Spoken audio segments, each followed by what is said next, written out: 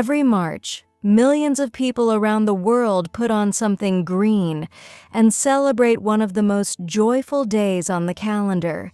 But stick with me, because the story of how it all started is going to surprise you. The year is 1762. New York City is a British colony. The streets are cobblestone and cold. There are no green beer specials, no plastic shamrocks, no parade floats. But scattered across this city are Irish soldiers, men who crossed an ocean to serve in the British military, far from home, far from family, and on this one particular March morning, missing Ireland with everything they have. Here is the part of the story that gets me every time. These men did not ask for permission. There was no committee, no planning meeting, no city permit filed in triplicate. They simply decided that on this one day, they were going to honor where they came from. And so they marched. A small group of Irish soldiers walking the streets of New York City, playing the music of their homeland, keeping a tradition alive from a place they might never see again. Think about what that must have felt like. You are thousands of miles from home. Everything familiar is gone. But for a few hours on one cold morning, you carry Ireland with you through the streets.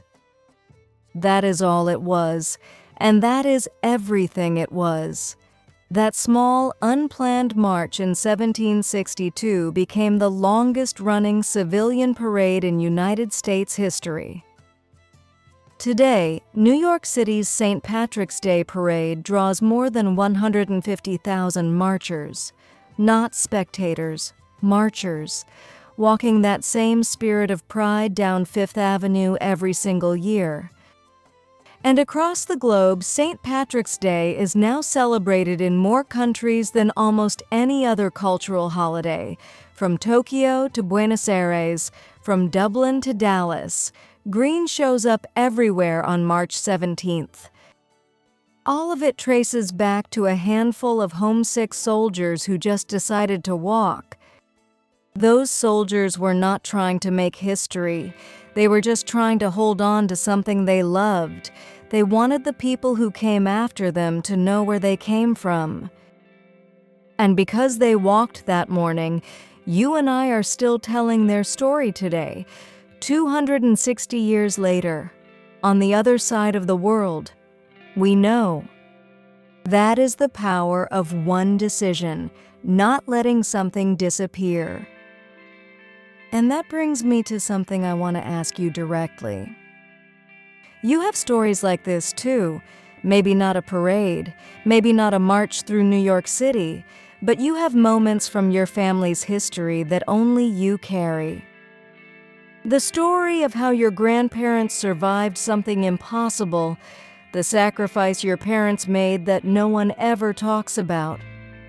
The turning point that changed everything for the people who came before you and made you exactly who you are.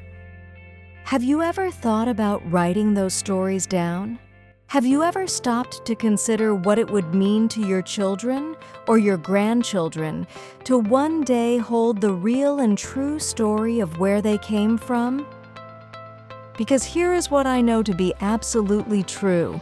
No one else on this earth can tell your family's story.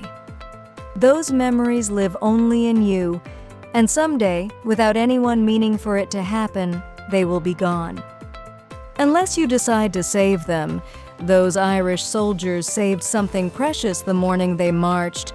You have that exact same power, right now, today.